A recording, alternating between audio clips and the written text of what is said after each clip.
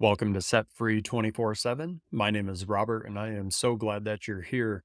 Today we are on Proverbs 28, reading through the Message version. It's just a little different version, a paraphrase of the Bible. For a lot of people, it's just a little easier to understand. And for some people that have listened to the Bible or read the Bible numerous times in other translations, this is just putting a fresh set of eyes on text that we all love.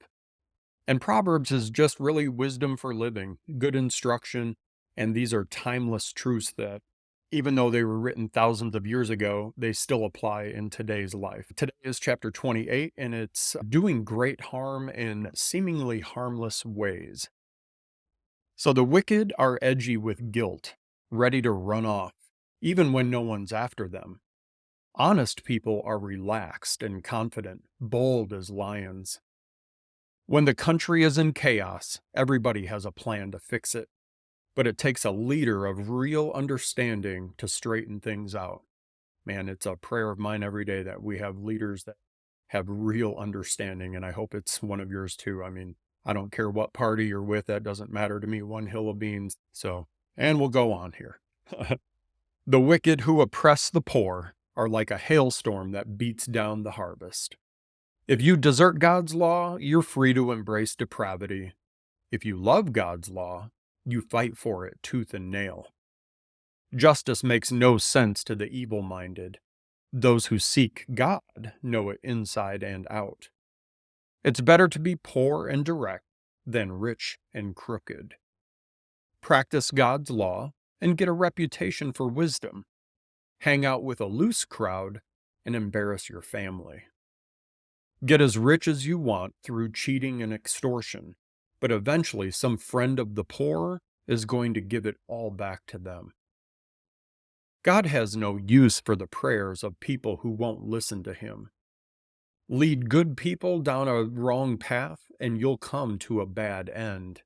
Do good and you'll be rewarded for it. The rich think they know it all, but the poor can see right through them. When good people are promoted, everything is great.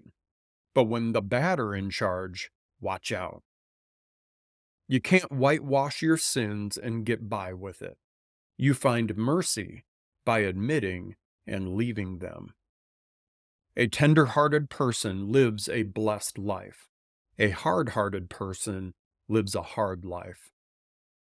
Lions roar and bears charge, and the wicked lord it over the poor.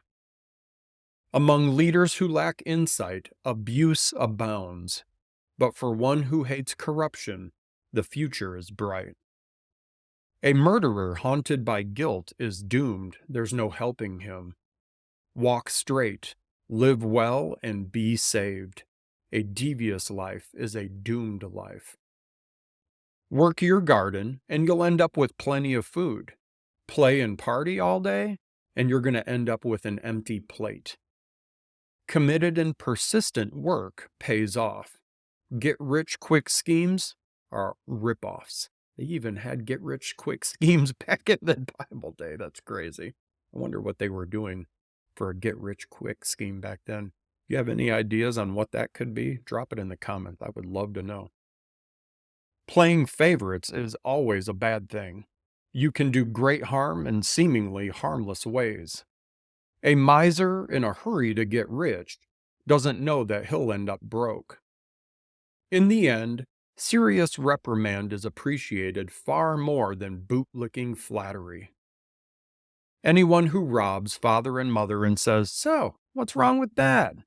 is worse than a pirate. A grasping person stirs up trouble, but trust in God brings a sense of well-being. If you think you know it all, you're a fool for sure. Real survivors learn wisdom from others. Be generous to the poor. You'll never go hungry. Shut your eyes to their needs and run a gauntlet of curses. When corruption takes over, good people go underground. But when the crooks are thrown out, it's safe to come out. And friends, that's the end of chapter 28. I was thinking the other day about habits and how we make them and break them.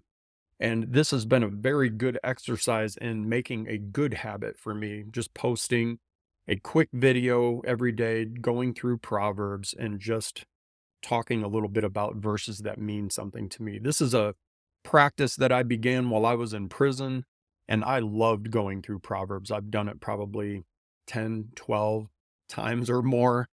And every time there's something different that speaks to me. And that's what I love about this book is that every single time you go through it, there can be something different that you get out of it. And it's been just a blessing to have some interaction with some people, whether it's in day to day or whether it's through comments and stuff here or on Facebook. I really appreciate the back and forth and the encouragement and the support. So, with that, I'm going to sign off here. I still have my grandson over today, so we're going to finish playing and messing around, and then we're taking him off to hockey practice. That's always a fun thing to see a bunch of 6, 7, 8 year olds crashing into each other in hockey practice. Always a good time. So have a good day. I will see you tomorrow for chapter 29.